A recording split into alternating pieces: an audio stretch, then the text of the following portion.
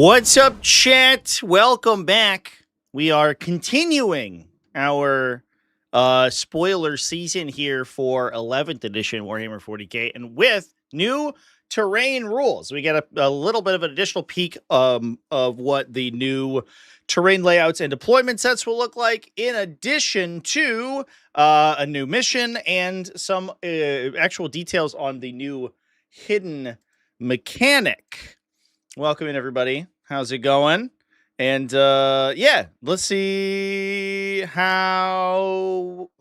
what we're working with, what we're cooking with here today. Welcome in, everybody. So I guess that we begin with a little bit of recontextualization of the nomenclature. They separate out terrain areas from terrain features, which we always called, like, they basically used feature and I guess footprint was the 9th or the 10th edition terminology. And they, in a lot of cases, kind of use those interchangeably, which is always sort of problematic sometimes. But I guess what they're redefining here is that terrain features are explicitly, or I guess terrain features is the totality of the terrain element, and then the terrain area is explicitly the footprint. I guess it's just that terrain area is a new definition for footprint, I assume, which is, I don't know. It's all right, I guess, but footprint seemed fine. But I think I understand that what they want to do is basically ensure that you are using the little base, because the mechanism where you, like, try to top-down measure where a ruin is, it was really difficult from previous editions, where you would take, like, the L-shaped ruin with the wall on it, and then you would be like, I think the footprint is here, but then it would always create, like, kind of a argumentative game state, because your opponent would be like, no, I think you're overlapping the side of the triangle there, so I think your guy's inside, so I can see them. I guess the idea is that they really want to reinforce that you have to use their new terrain templates that they sell. Please buy our shit, they say. Terrain area is the footprint on the battlefield under the effects of that scenery. These effects are ongoing, are undergoing some big changes. The first one is the new hidden mechanic, which is interesting. Now, one thing that we were with the reveals that we had previously was basically that this was, like, essentially a lone operative effect. So it restricted targeting to things 15 inches away, but that's not actually what it does. It does only affect infantry, beast, and swarm models inside a terrain feature. So it doesn't affect the big tanks, which I know is, like, a big concern of people. To be fair, I think that like, it's a little bit weird, because they're sort of like, guys, the alpha strike is dead. Now you can never die to ranged attacks, unless you're a vehicle, I guess, because in a lot of cases, the most dangerous, like, the most dangerous interactions, in at least in 10th edition, is when you can see one part of one single entity and then draw lines from your whole army onto that one guy. If you see one model out of a multi-model unit, the first activation, you just pull that model and the rest of the unit is out of line of sight. So this doesn't feel like it is really, like, changing all that much, to be honest. But I think some of the interactions that they have been discussing are probably more helpful. They talk about, like, being able to utilize heavy weapon teams more effectively, because they don't just die immediately if they go second, or, like, lose the ability to ever benefit from the heavy keyword. The heavy keyword in 10th edition was just like a joke. It was basically almost as worthless as, like, range precision. And because, like, you just never got the opportunity to stand still. I don't know if that will be changing, because that depends a lot on the missions you're playing. In a lot of cases, you need to be moving in order to score, which is kind of important. However, being able to deploy out in the open or deploy at a more aggressive position and then lose infantry units is good, I guess. But I do think that if you are playing a bunch of tanks, your opponent's opportunity to run forward and just kill all your tanks from really far long way, it still exists. So I don't know. We'll see. Additionally, most terrain is obscuring. Obscuring areas cannot be seen entirely through, so even large models and big units can use sections of terrain to avoid enemy fire. Infantry, beast, and swarm units also gain the benefit of cover, which in the new edition gives your opponent a -1 penalty to their ballistic skill rather than a +1 bonus to armor saves. Here's an interesting thing they don't say. That cover is granted by blocking your line of sight, and that other units can gain cover. So we'll see what happens there. But it seems to me like they are trying to push, with a lot of these mechanics, the use of these infantry units, rather than heavier vehicles, which in 10th edition were incredibly strong because they could basically just permanently get +1 to their armor save. In this case, it seems like what they are trying to do is incentivize you to play the smaller units. Now, given the fact that I would say towards the tail end of 10th edition, we have very slightly started to return to a prior edition's level of lethality. I don't know if that's necessarily true. I don't think that's necessarily the case. But it is more lethal than previous 10th edition metagames have been, simply because so many factions have just gotten so many new releases, right? We're hyper optimized, and we have a lot of factions that can do a lot of damage. Because we are transitioning, I would assume, 90% of those mechanics to 11th edition, and then also potentially removing monsters and vehicles from this consideration. It feels like the very early launch of this edition might end up being extremely lethal. We'll see. We'll see how it goes. I don't know.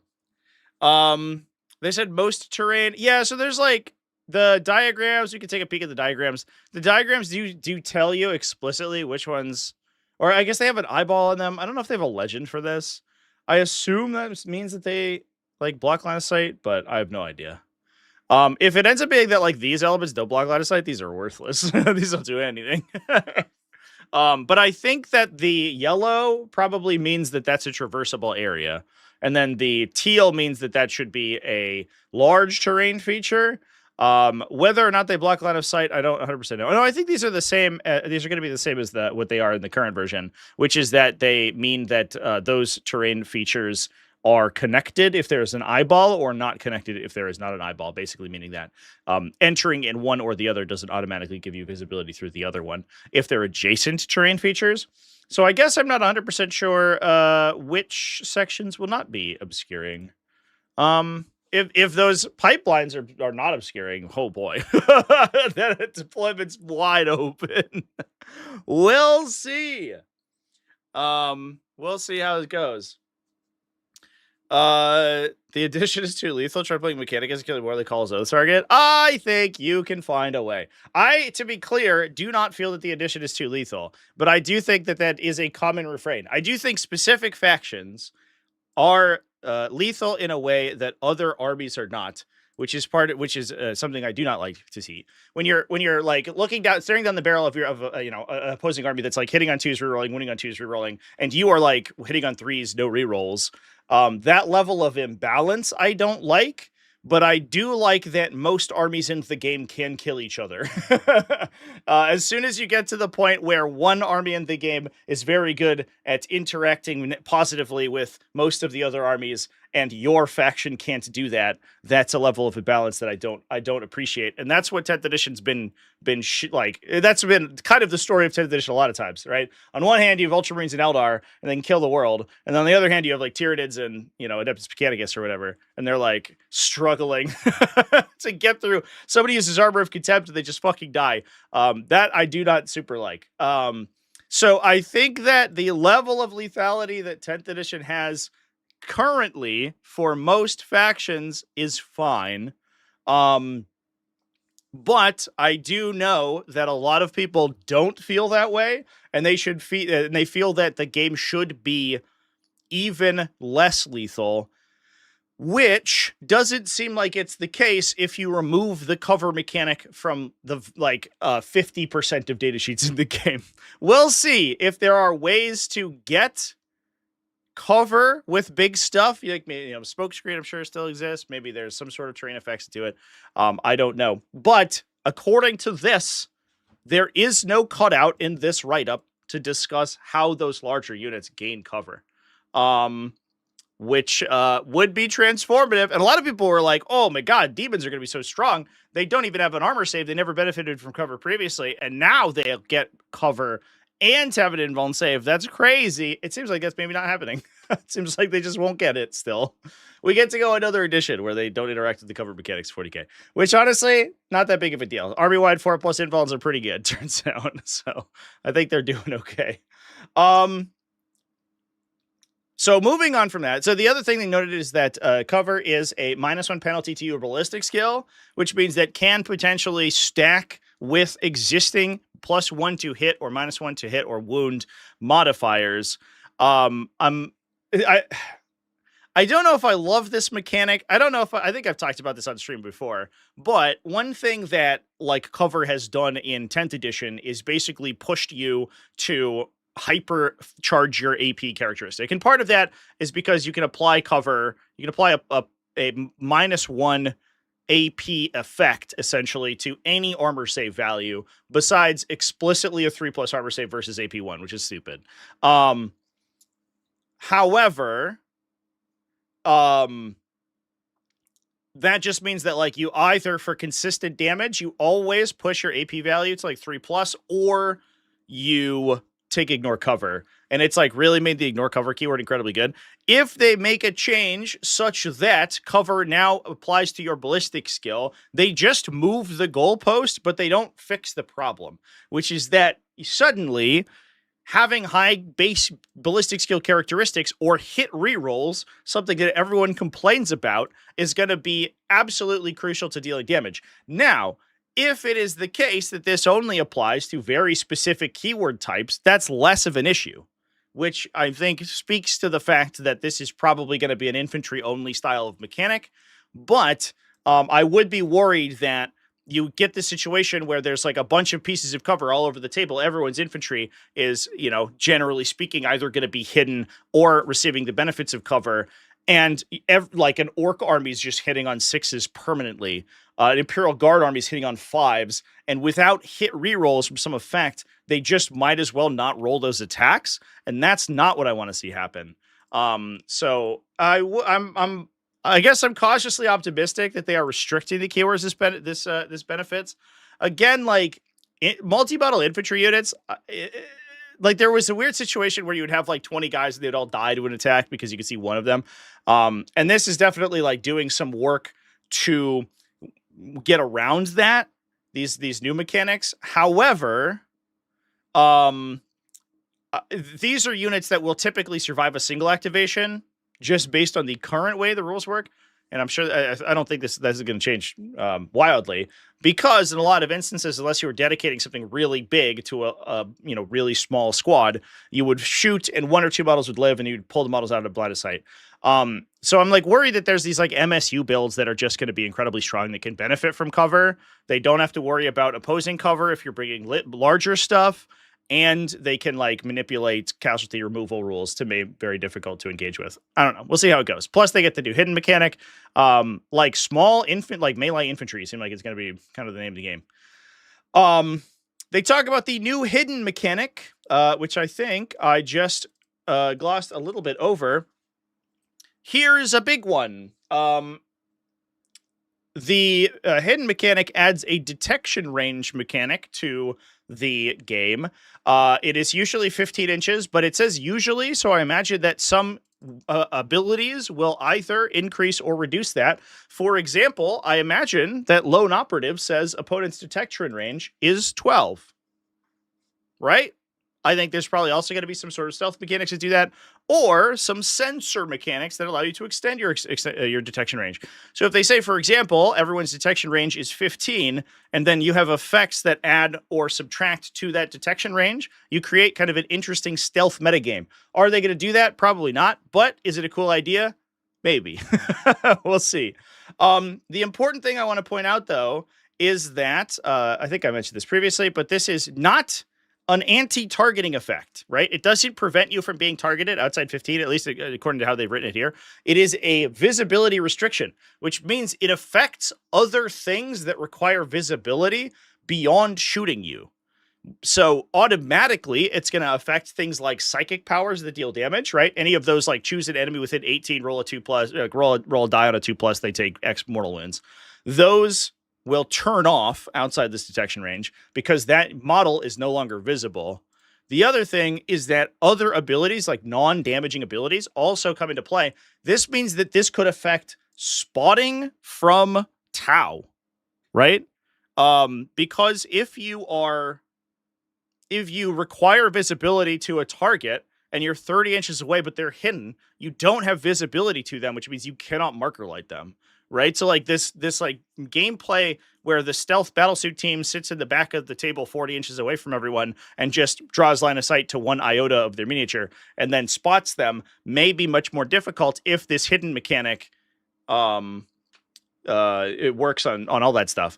It also does mean, however, that assuming none of the other mechanics change, you can shoot them with indirect fire weapons. So unlike a true lone operative, you can just bomb these people, which means if it was like a lone operative effect, lone operatives might just die to indirect fire, but we'll see. We'll see if they like change the other mechanics of the game like around this alteration.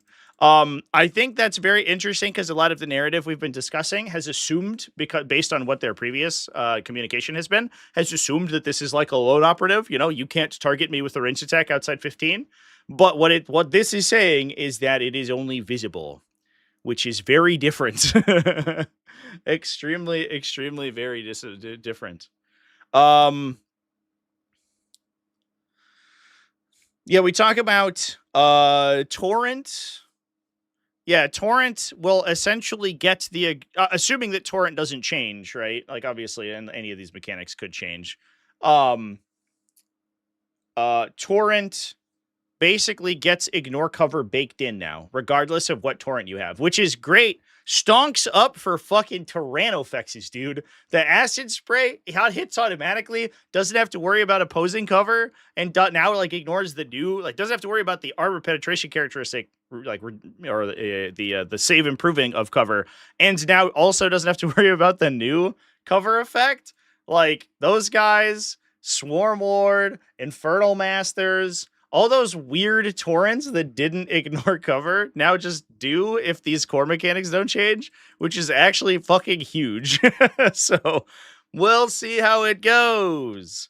It also means that if you print ignore cover on a torrent weapon, it just doesn't do anything, which is like fine. Like they could honestly just not change it because it's like it just sort of signposts what the mechanic already does. I imagine they'll remove them if that ends up being how things change, but we'll see. Another thing that I want to point out that they've indicated here is that, at least according to this, the hidden visibility characteristic applies to models, not units. So what's interesting is that as long as you aren't shooting, so you can benefit from hidden, you can run a unit halfway into a building, and let's say we put the first two models of the unit inside the building, but the rest of the unit is outside. Any line of sight drawn to those two models is restricted to 15. But if you can gain line of sight to the other non-hidden members of the unit, you can still shoot them.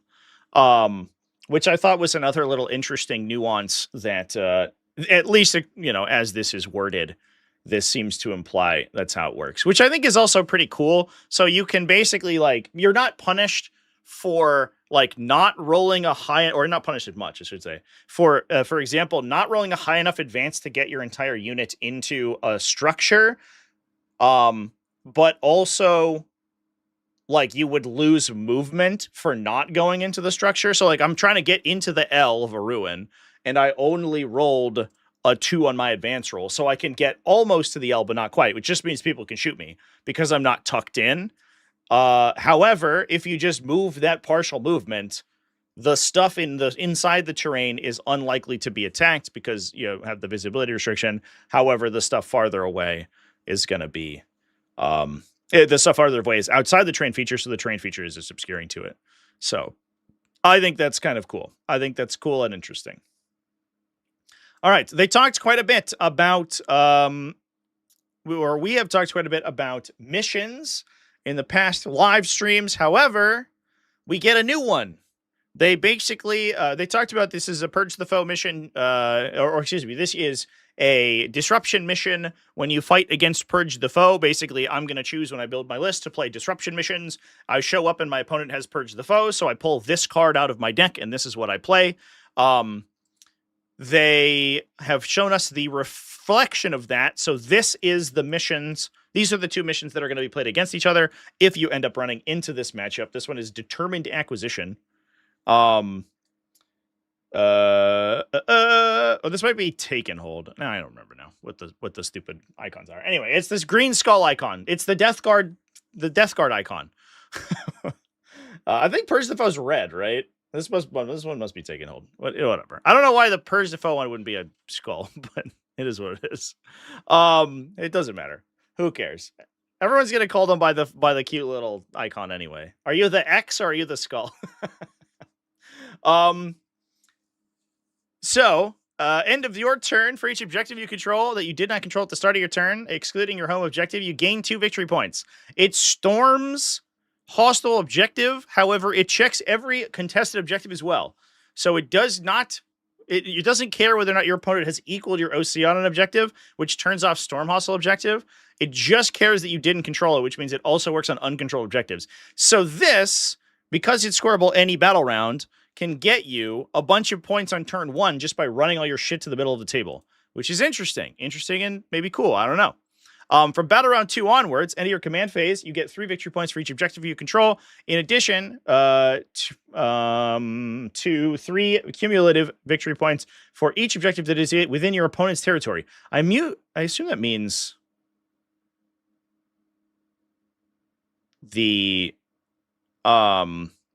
I assume that means their deployment zone. I don't know. I guess territory is not quite defined here. It could very well be their half of the table because there is a demarcation line down the center. But so for some reason, I sort of doubt that. So it might just be that you score objectives for taking your opponent's home. It doesn't seem very good, but it is what it is. Well, I guess it's 3 victory points for each objective plus 3 if it's their home, I guess. So I guess that makes more sense. Their territory is their half? Oh, there's like these little arrows. Oh, yeah, I didn't even notice those, Jan. You're so right. I sort of, I was kind of hoping they would like, color them or something, but I guess the little arrows are fine. Now that I see them, that's a good call. Nice.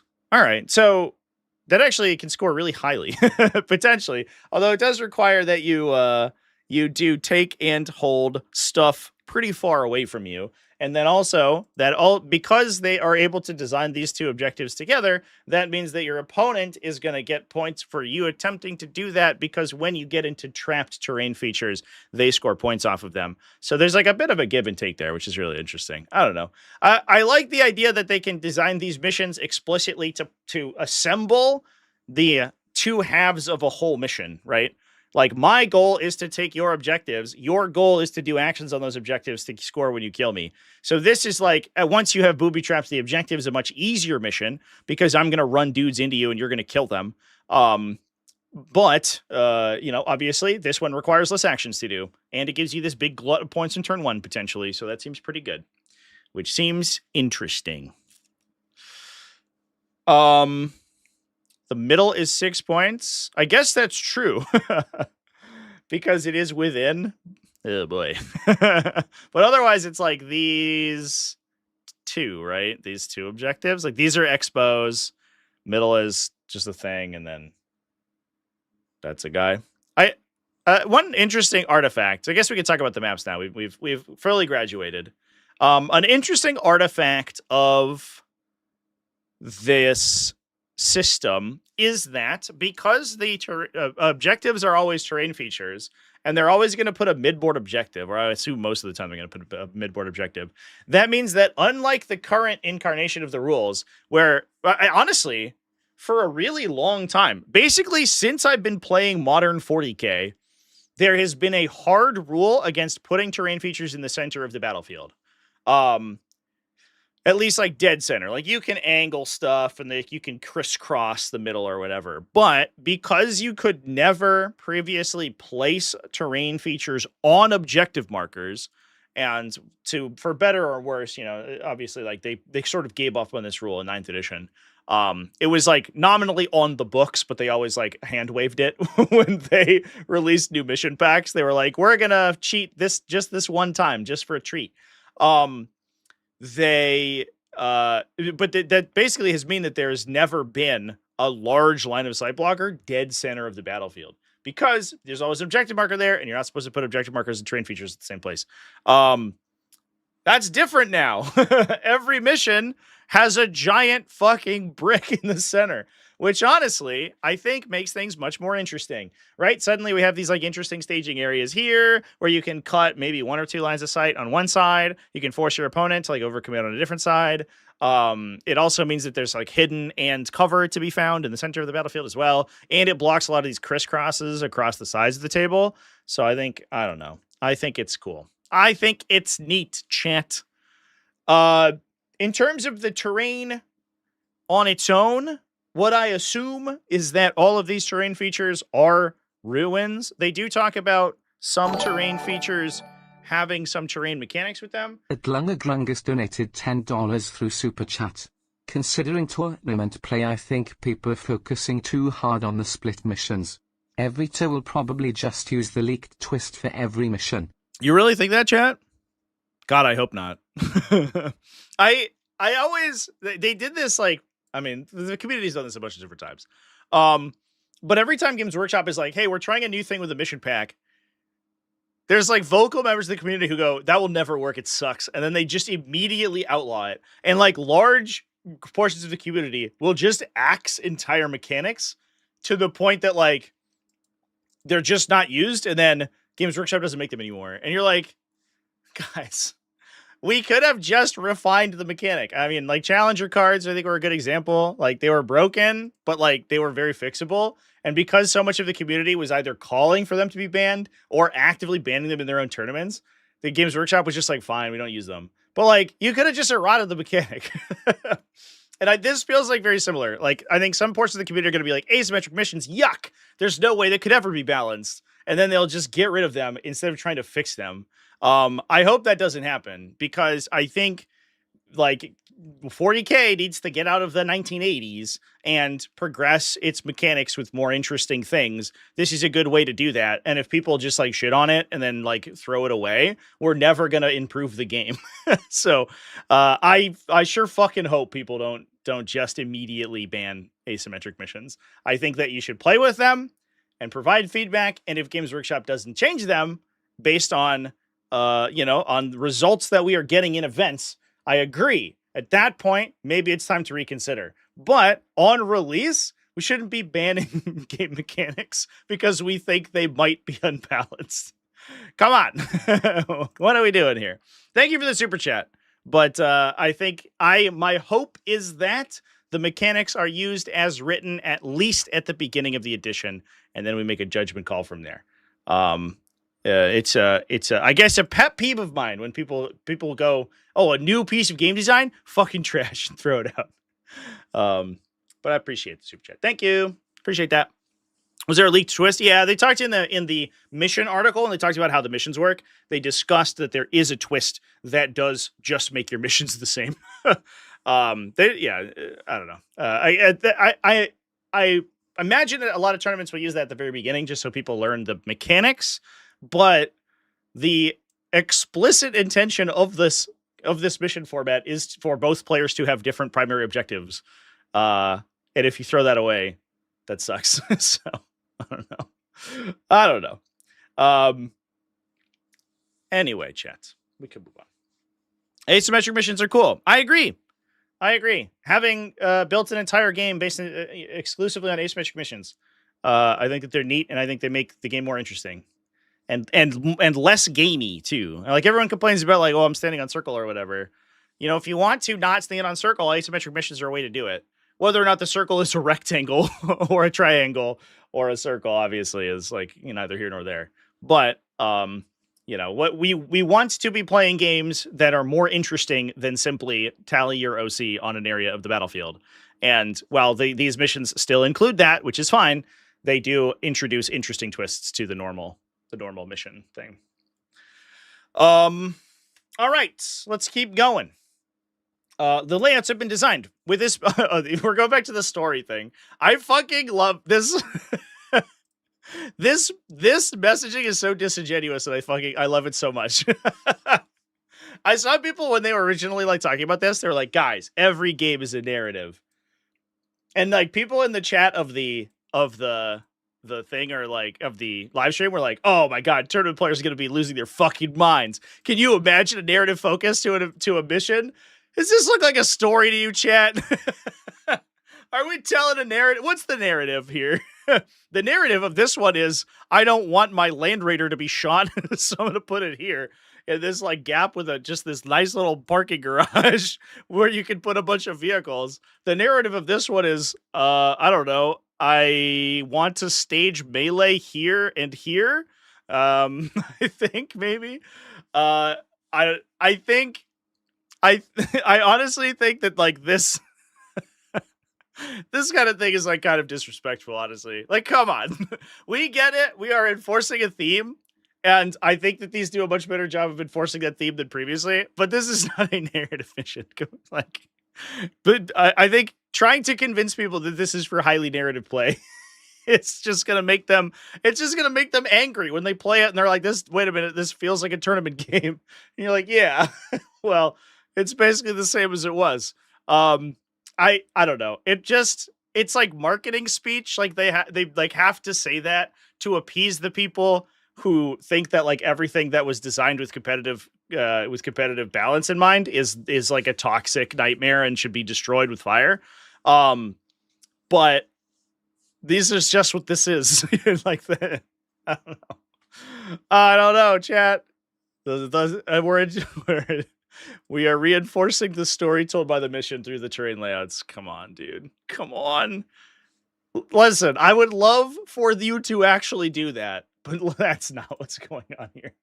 We can all see through that. Anyway, you'll notice on the map there are a bunch of big, long, thin areas since they are still obscuring. Okay. So they did clarify that these features on the sides are indeed obscuring. I know that we were prognosticating about that earlier, but it does appear that these will block line of sight. So these staging areas in the corners are going to be super good. Let's go. And as such, units can remain out of line of sight just behind the footprint of that area. In our diagram, these are represented by mechanical barricades and field generators, but you can fill these areas with whatever terrain suits your collection. Do you prefer trees, ruins, strange Xenos growths? You can build your battlefield your way. Even while using these tournament-approved layouts, meaning your games will look great and tell a compelling story. Oh, that's interesting. So I think the idea that they're going for here is that the green objects are the layouts are balanced around the green objects being an opaque wall, right? The yellow objects are kind of whatever. And so the idea is that, like, instead of all terrain being a ruin, terrain is just terrain, and all terrain does the same thing. Which is, honestly, they should have done it from last edition. Changing every terrain feature into a ruin in 10th edition was a fucking miss. What a stupid idea. This feels a lot better, because then you could be like, it's a forest with a little wall in it, you know, and I think it makes a lot more sense. Being like, this is a tree line, I guess, is like, I don't know. There's a suspension of disbelief. I think it gets lost there. But I understand the implication that these could be basically anything. That's essentially how it works now, because everything's a ruin, nothing's a ruin. But I don't know. It's nice that they signposted, I guess. The only thing that matters is the footprint. What's inside means nothing. I don't know if that's what they're saying, chat. Because they didn't talk about line of sight. I imagine that true line of sight, or at least some sort of line of sight mechanic around a terrain feature, is still a thing, which means that we will need the walls. They do place walls here on the bases. So I think that, I don't know. It would be surprising to me if they changed that.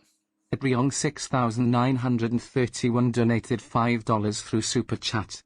I'm pretty sure the color denotes 2 inches wall or 4 inches wall. Right. Yeah, I agree with that. Thank you for the super chat, Ryan.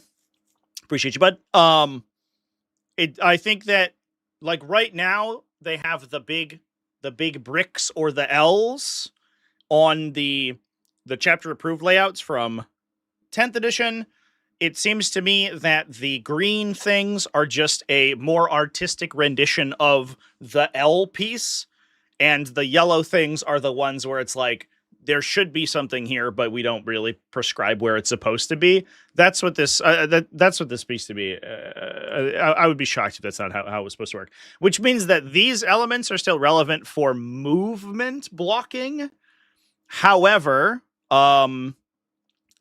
you can still move over them, I imagine, is how it's going to go.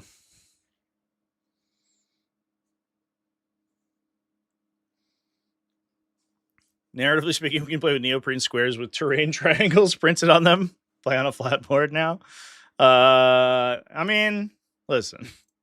The funny thing I've always said about 2D terrain is 2D terrain is like, this is not good. Honestly, as someone who used to be a big proponent of it, it's bad. It's bad. It looks bad. However, what would you prefer?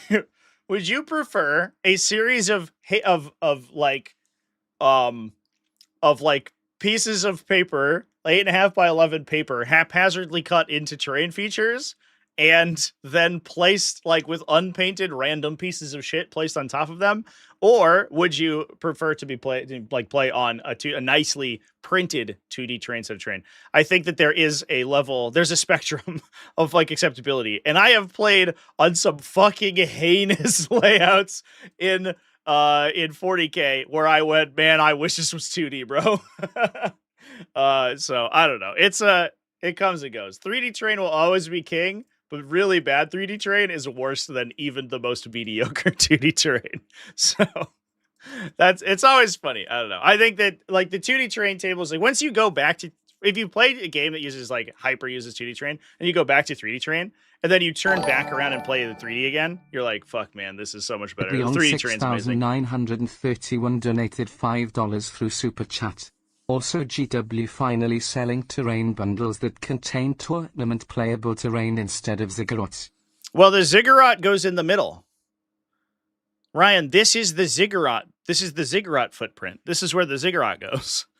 It's not even that they like have changed how this works. It's that they've placed a ziggurat landing zone on every single table. Now everyone can have ziggurats all the time. It's gonna be amazing. No one's tanks are ever gonna be able to move. You'll notice. Let's see. All right, we talked about all this stuff. Here's a picture of a Tyranid Prime. We love him. Not really, but we think he's okay. The Hammerfall ziggurat. Large ruins still have a place, especially on larger midfield areas of terrain, and physical features of terrain still matter for drawing. Oh, okay. They even just talk about that. I was like, they haven't mentioned line of sight yet. Here it is. The physical features of terrain still matter for drawing line of sight into and out of terrain areas. It's not all about the 2D footprint of the terrain, though. Yeah. I think that's, I don't know. It feels unnecessary verbiage. Height also plays a bigger role. In the current edition, units like heavy weapon teams seldom ascend to the upper rows of fluens, as doing so exposes them to fire from across the table. Also, real talk, multi-level terrain rules fucking suck. No one has ever done them in a way that isn't atrocious to play with. Please stop adding these into your Games Workshop. With the hidden rule, you can safely access upper levels of terrain, safe from long-range enemy fire, at least until your unit has taken their first shots. You can also now effectively take advantage of plunging fire to give your unit +1 ballistic skill, effectively canceling out the benefit of cover, or to make a devastating attack on an enemy unit caught out in the open. If you had included better ways to resolve multi-level terrain interactions, this would be fine. But if they don't do that, this is going to be terrible. At Drew Lytle 2281 donated $2 through Super Chat. Competitions having themed terrain tables, let's go. That would be cool. I mean, we already kind of see that a little bit with like, Frontline Gaming has like all their different terrain themes.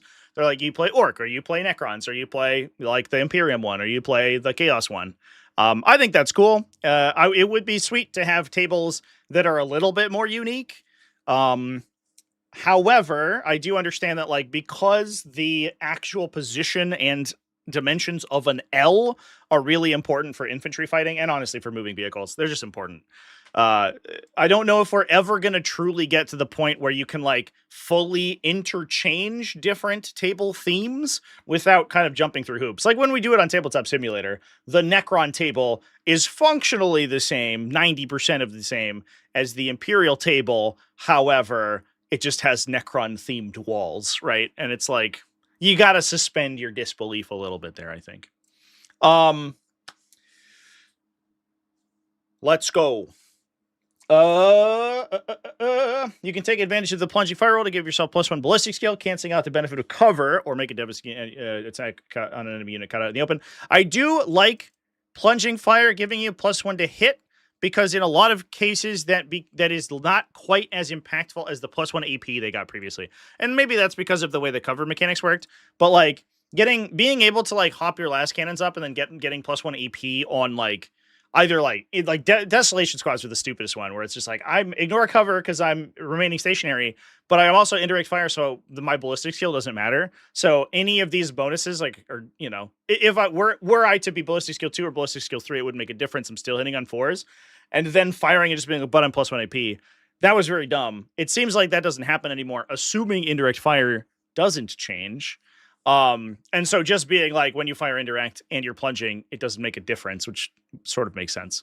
I appreciate that. Also, this means that like you're marginally more consistent, but you're not just like punching through tank armor because you stood up on the second level. I think that's good as well. I definitely feel happier about the plunging fire mechanic not being quite as insane. What I don't love is that it doesn't seem like, at least without talking about it, that they're going to change how multi-level terrain operates. And that's my biggest issue with plunging fire. It's not necessarily that it is a mechanic that exists. It's just that playing with these terrain features is so clunky and inconsistent that encouraging people to utilize them just makes the game worse.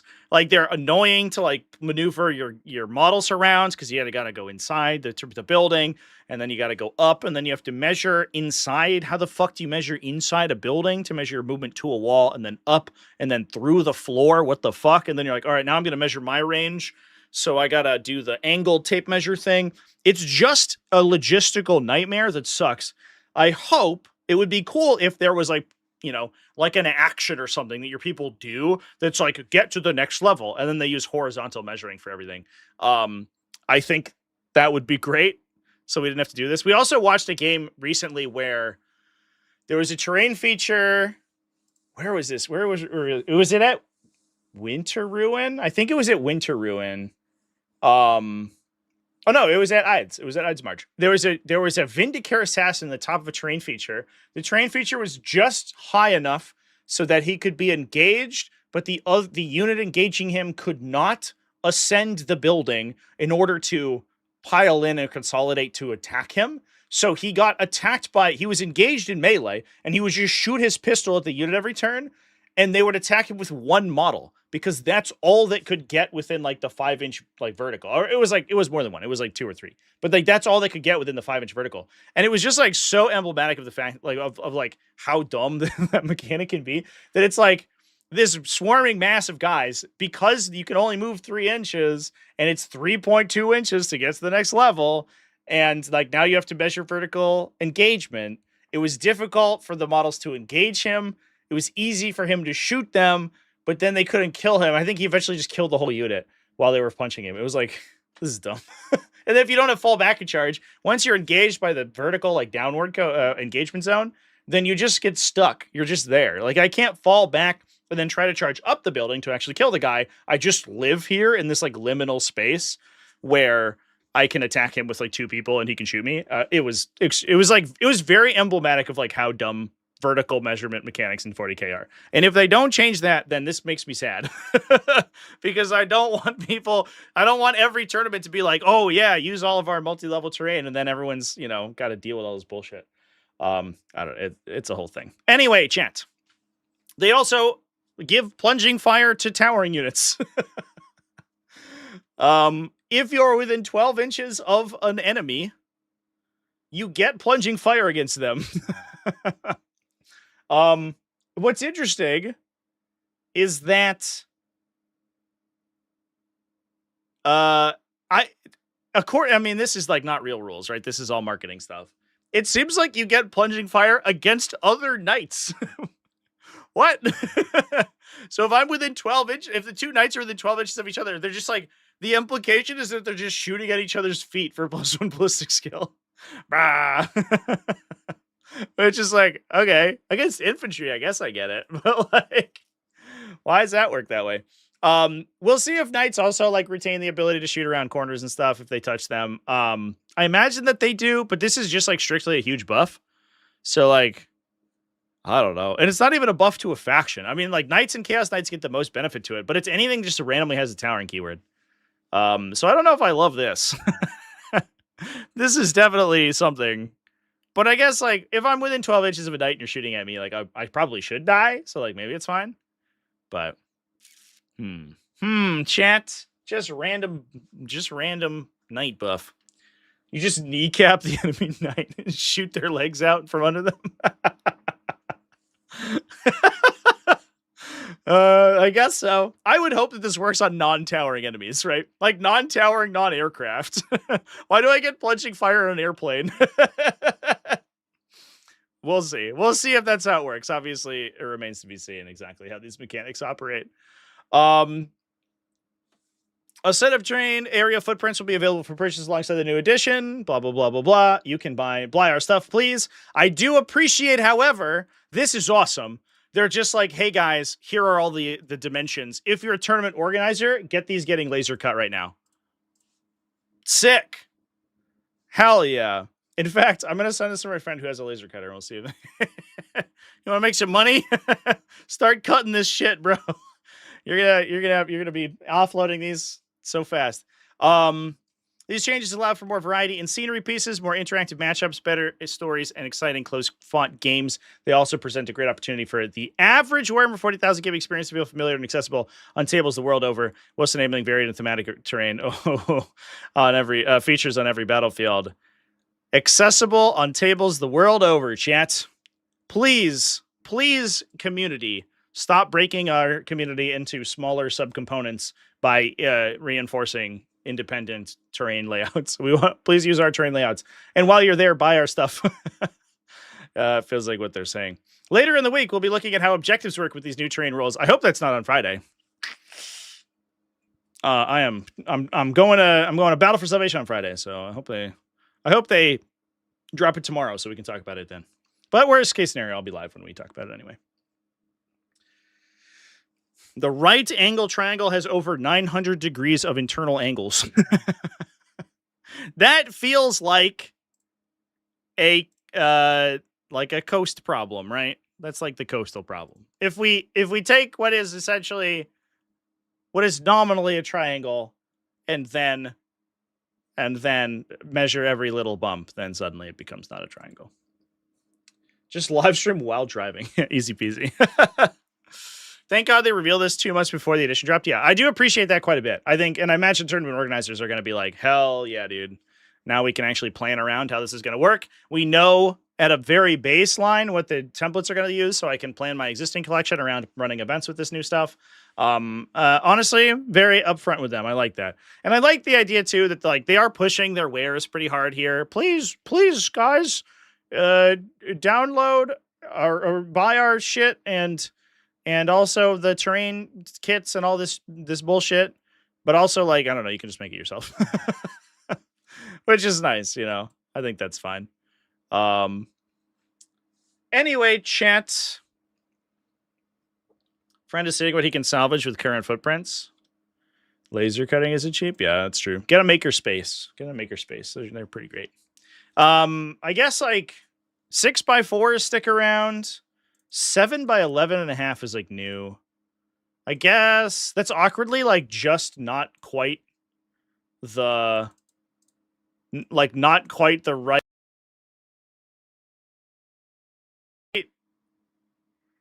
Make that out of 2 of the current, or out of like the current ones, so you need new ones. These ones, I guess you can cut your 12 by your 10 and 12 inch long templates into small short templates, which I guess makes sense. We're going to see a lot of table war terrain layouts that have been cut with garden shears. Just be prepared for that. But like, I guess these ones are just totally new, right? These are just unprecedented. So you'll need some new layouts for that. Cereal box cardboard is okay. Well, if you are ready for your terrain templates to become terrain bowls, because that shit curves. Oh boy, does that shit warp really hard. Anyway, chat. Close enough to a piece of paper. Yeah, that is interesting. It's like one of them is almost exactly 8.5 by 11. And then this is like almost exactly 2 8.5 by 11s. Or I guess it's by 11.5, so it's actually slightly bigger. It's just perfectly not correct. It's like they were dated on purpose. I don't know. That is funny, actually. This is like just barely bigger than a piece of paper. Welp. Womp womp. Neoprene manufacturers pivoting hard. Yeah. Yeah, that is, as someone who owns like 12 sets of fucking objective markers, I use them for mouse pads, which is great, but that is not something you go through very quickly. So I have all this neoprene I don't know what to do with now. Maybe I'll, I don't know, cut it into something.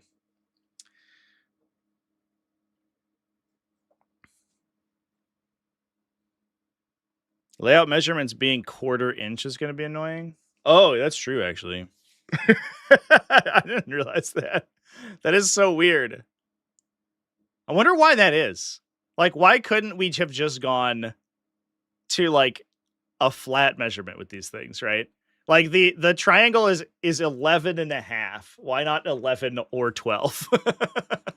Why is it 11.5? That does make it really awkward for these kind of measurements. I mean, you just center it, right? So it's like, it shouldn't be that bad in theory, but it's like, it does feel like needlessly pedantic almost. Wouldn't have been symmetrical. I mean, I guess like if you do this like weird thing where you don't corner the connection line, I guess that's true. But if you make 2 right angle triangles of the same dimension, you can turn them into a rectangle by definition. It's when you like, well, I'm sure you could just take a rectangle and cut it in half. No. You know what? I'm gonna push back. You could make them symmetrical. I don't know why that wouldn't have been symmetrical. I don't know. Chop up a kill team, man. Sorry, kill team. You've become Warhammer terrain now. Fair enough. Never bought a single objective mat in 5 years. I mean, that's fair. Everyone had so many of them. Like, there's just such good like giveaways for events and stuff. Everyone had a billion of them. Adriong 6931 donated $2 through Super Chat. Neoprene suit jacket made out of object markets. That's so funny. I just saw this like ran up on my feed at one point. But this person made, this is from a while ago. But then for some reason it made me think about this. With At Letters from Links donated 20 Swedish krona through Super Chat. Weird measurements because of print sheet or box. That's what I have to imagine. They also do this like little edge thing, which I'm sure they haven't included in that full measurement. I don't know why. Like, what the fuck is this little guy? He's just there to make it a little like slightly more awkward. I guess he's just there to reinforce that it's like thematic. Like, we swear it's it's a pile of rubble you can take cover in. All right, man. But I'm sure that also contributes to like the size of the terrain feature on their sheet or whatever. I don't know. But that reminded me of this like person who built a suit of armor out of magic cards. It's like we need to start building ourselves clothing constructed out of our old neoprene objective markers. I could build a shirt out of all my objective markers, almost certainly. I think I have every single event that I live stream that has its own objective marker set gives me a copy. So I think I probably have 15 or 20 sets of 7.5-inch objective markers. So I have certainly enough material to do something crazy with it.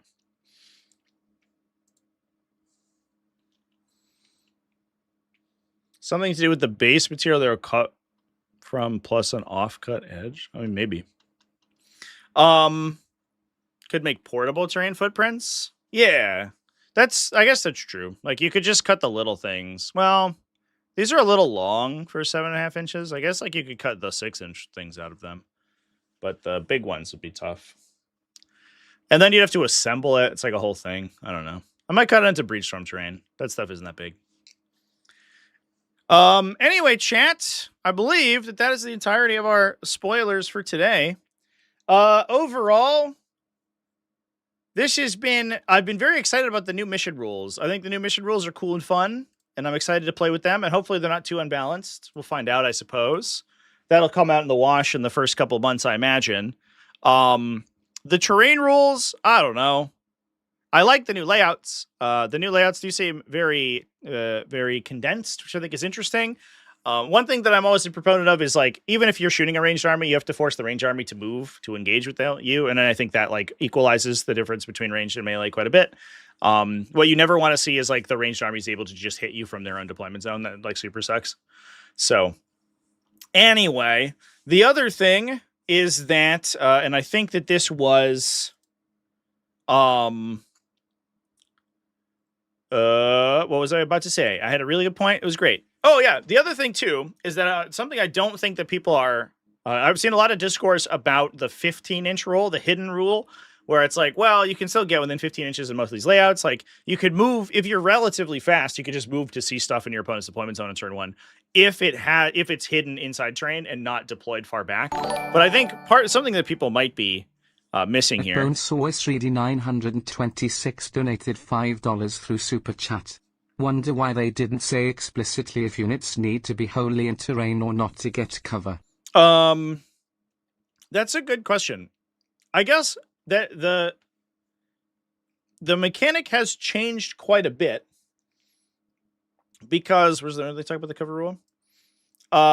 Because, well, I imagine the reason they don't talk about it is that the mechanic itself is probably significantly more complicated than they can go into in this community article that they're like trying to drive hype by. And if they get like bogged down in the weeds of exactly like mechanically how it works, I think it might be weird.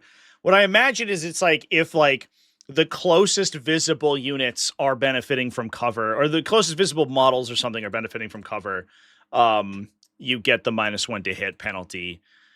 Or something like that. Or like the majority of the unit is in cover, gets the -1 to hit penalty. What's interesting too is that they say in area terrain, but they don't say wholly in for models. So it feels to me like there will be situations where like all visible models in the unit are in cover, which means then you get the -1, but you don't have to be like entirely in it. So you can just tow it to get the -1 to hit. I would not be shocked if that's how it worked. So I think that they probably didn't say it just because it's like going to be a very complicated rule, because you're taking the position of individual models in a unit and then applying a benefit to the entire unit. That immediately becomes complicated. So I don't think they want to like watch people's eyes glaze over with exactly how the minutia of how it works. They also didn't say anything about gaining cover for being behind an obscuring piece of terrain.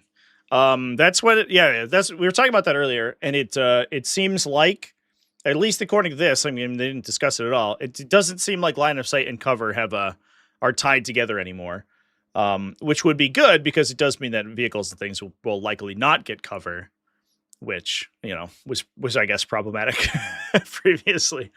But we'll see how it goes.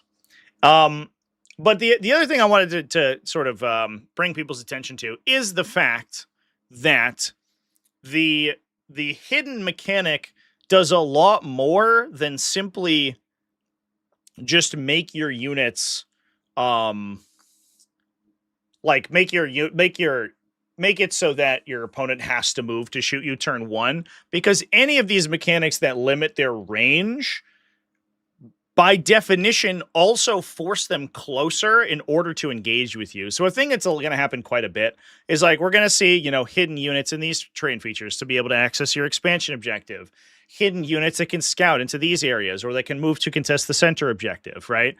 Then your opponent's like, well, I can shoot them. So then they have to leave their deployment zone and move up to this area, this middle area, to like shoot at them. Which suddenly means that the rest of their army is in threat range of a lot of the stuff from your own deployment zone. And so I think one thing that's going to happen is that the edition, and 10th edition's already done this quite a bit, where you introduce this give and take where you purposefully expose models to complete objectives or just in order to give yourself more board position, but then force your opponent to overextend to have to kill them. I think the hidden mechanic is going to work really well with that style of gameplay. And I don't know. I think it will be very powerful for melee infantry. Small units of melee infantry, I think, are going to be great. They're going to be really good. I'm curious to see how it ends up shaking out, because it does feel like those are going to be very strong early on. It's also interesting that they never discuss it interacting with.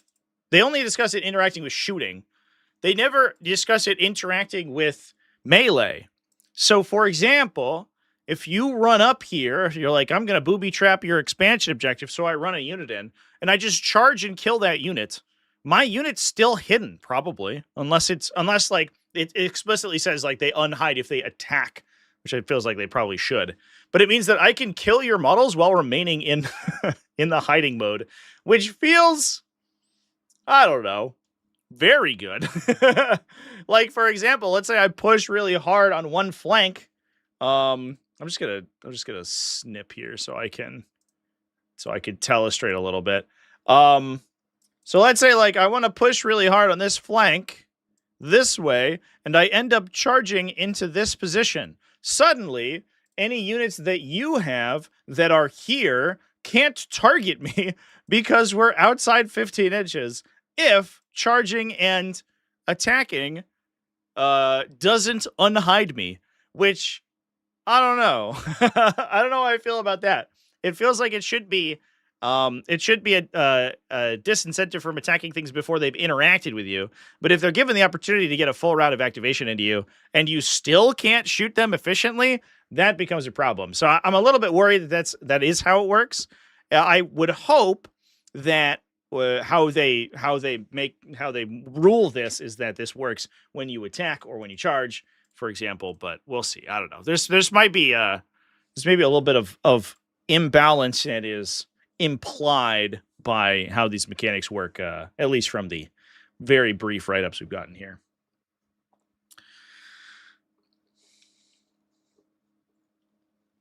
They said something about joining the fight. Yeah, it's just weird that this one says you are hidden as long as you didn't shoot in the preceding player turn. Right? So, I don't know. It depends on exactly how the rule works. This specifies shooting, but like this isn't a real rule, obviously. So who fucking knows? Yeah, we'll see. We'll see what's up. World Leaders Chaos Spawn stocks way up. Yeah, they're just like killing your Space Marine scouts. The theme is like is like a little bit on point though when you think about it, because you're like, it's like a ruin. It's like smoky. You can't really see. There's just like wires and shit everywhere, and then like your units go in like, oh, we'll go deploy the teleport Homer brothers, and they like run in with their bolters, and you just hear like a bunch of like screams, and then one helmet rolls out, and you're like, where are you? Report back. You know, it's a classic. It's a trope. That's I think less fun to play in person, but the theme is a little bit on point. But we'll see how it goes. No shot things keep hiding after shooting a melee if they're not. Will get changed in 6 months like towering. Yeah, probably. If it is shooting only, that does feel like something that would change for sure. Anyway, chat. Hidden, you can't move. Well, that's not what it says. I don't think they've ever said that. That would be very difficult, I think, if that's how it worked. It would probably be back to being like where heavy is. Like, movement is so fundamental to 40k. If it restricts you from being able to move if you want to remain hidden, that's probably not ideal. So folks, I think that's all we have to talk about today. So I will probably ramp things up. Overall, I'm cautiously optimistic about the terrain rules. I do think that there's a little bit of weirdness that I'm a little worried about, and that is indicated but not explicitly stated by this preview article. We'll see how it goes. I do think that the new terrain layouts do look pretty good, so I'm excited to play with them. And yeah, otherwise, I'm going to be live the day after tomorrow. I'm leaving tomorrow for New York to stream the Battle for Salvation Teams event. Hopefully that goes swimmingly and everything is awesome. So I'll see you there. I'm going to redirect you to that live stream event immediately after this live stream is over. So please drop the little notification bell to get notified when I go live. That's going to be 9 a.m. U.S. Eastern Time on Friday morning. We are streaming 2 rounds, Friday, Saturday, finals on Sunday. And that's 8-player team 40k. So we get to watch through the pairing process, and we get to watch all the games go in. And I'm going to set up all my cameras and all my little scoring tablets and stuff. It's going to be great. It's going to be a good time. I'm excited. But anyway, chat, let's go. Let's hop off. Thanks for watching, everyone. Thanks for the super chats. Everybody who drops a super chat, really appreciate that.